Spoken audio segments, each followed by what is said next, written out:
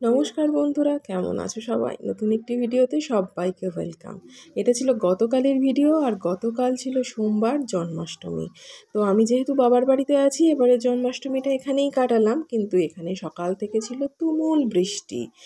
আর বৃষ্টি হলেও আমাদের বাড়িতে যেহেতু পুজো ছিল, সকালবেলা থেকেই মোটামুটি পুজোর জোগাড় শুরু হয়ে গিয়েছিল। তো আমি তাই হালকা হালকা ভিডিও করছিলাম। সকালবেলা এখানে আমার বোন দেখো আলপনা দিচ্ছিল, ওখানে গোপালকে বসানো হবে।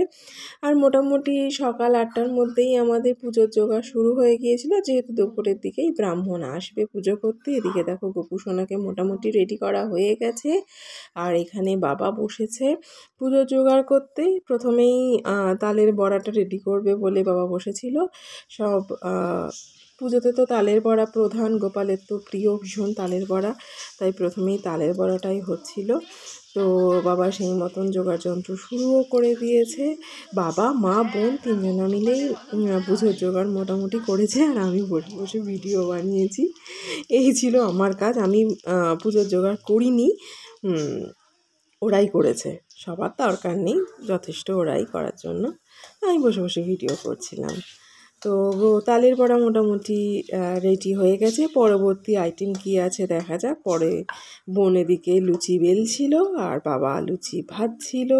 তো আমাদের বাড়িতে মোটামুটি অনেক কিছুই হয় গোপাল পুজোর জন্য, সবই ঠিকঠাকই চলছিল। শুধু বৃষ্টিটাই আমাদের একটু ভয় লাগাচ্ছিল, যে হারে বৃষ্টি আমাদের এখানে কালকে হচ্ছিল, যে পুরোহিত মশাই পুজো করতে আসবেন কি করে। তো যাই হোক, সব কিছুই ভালোভাবে হয়েছে। এদিকে নাড়ুর জন্য নারকোলে পাক দেওয়াও মোটামুটি কমপ্লিট, আর ওদিকে নাড়ু, সুজি, লুচি সব কিছু কমপ্লিট করে থালায় সাজানো মোটামুটি হয়ে গেছে। একটা একটা করে তো মোটামুটি সব কিছু করতে হবে, সময় লাগে। সেই জন্য সকাল সকালই শুরু করেছিল। এদিকে না পায়েস ফুটছে, আর সেসব কিছু হয়ে যাওয়ার পর ভোগের জন্য 5 রকম ভাজা বাবা কেটে কুটে রেডি করে নিয়ে এবার কড়াইতে বসিয়ে দিয়েছে। 5 রকম ভাজা কমপ্লিট হয়ে যাওয়ার পর বাকি থাকে ভোগের খিচুড়ি। তো সেটাই এখানে রান্না চলছে। ভোগের খিচুড়ি হয়ে গেলে মোটামুটি আমাদের যা যা প্রসাদ রেডি করা সব রেডি করা হয়ে যাবে। আর মা বসে গেছে পুজোর আগে ফল কাটতে। তো আমাদের মোটামুটি যোগাড়যন্ত্র সব শেষ হয়ে গিয়েছিল দুপুরের মধ্যেই। গোপালকেও দেখো রেডি করে সাজিয়ে গুছিয়ে একদম সুন্দর করে বসিয়ে দেওয়া হয়েছে, আর সামনে সব কিছু সুন্দর করে সাজিয়ে দেওয়া হয়েছে। এবার শুধু অপেক্ষা পুরোহিত মশাই কখন আসবেন, এসে পুজো করবেন।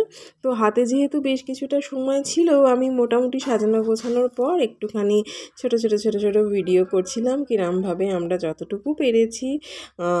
ছোটোখাটোর ওপরেই হয়েছে, বিশাল বড় করে কিছু হয়নি। তো ছোট্টখাটোর মধ্যেই আমরা যতটুকু পেরেছি করার চেষ্টা করেছি, আর সেটাই একটু ভিডিও করে তোমাদের সামনেও তুলে ধরছি। আর এই দেখো আমার মায়ের ঠাকুর ঘর, শুধু গোপাল কিন্তু নয়, তার সাথে আরও অনেক ঠাকুর আছে, আর খুব সুন্দর মা সাজিয়ে গুছিয়ে রেখেছে। আর আমাদের গাছেরই ফুল দিয়ে সব সাজানো। তো সময়ও হয়ে গেছে প্রায়, আর বেশিক্ষণ নেই। বৃষ্টি কিন্তু এতটুকু কমেনি, সেই যে সকাল থেকে বৃষ্টি, সকাল থেকেও নয়, ভোর রাত থেকে বৃষ্টি শুরু হয়েছে। বৃষ্টি কিন্তু কন্টিনিউয়াস এখানে হয়েই চলেছে একটানা। তো যাই হোক, বৃষ্টি হলেও কিছু করার নেই। কৃষ্ণের জন্মের দিনও তো এরকম বৃষ্টি হয়েছিল, রাত থেকেই বৃষ্টি শুরু হয়েছিল, সারাদিন বৃষ্টি হয়েছিল।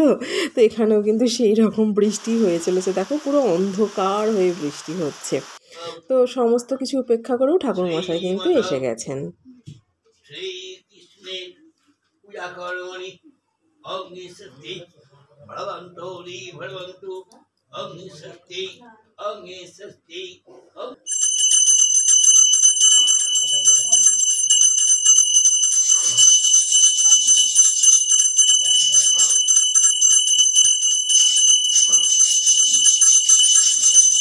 बोलो नमः अपवित्र पवित्रो वा सर्वावस्थान गतोऽपि वा शास्त्रे पुण्डरीकाक्षं सवज्ज अभ्यसा सचन्दन गन्धपुष्प पुष्प पुष्पाञ्जलि सर्वविध मंगल कामनाय श्री कृष्ण।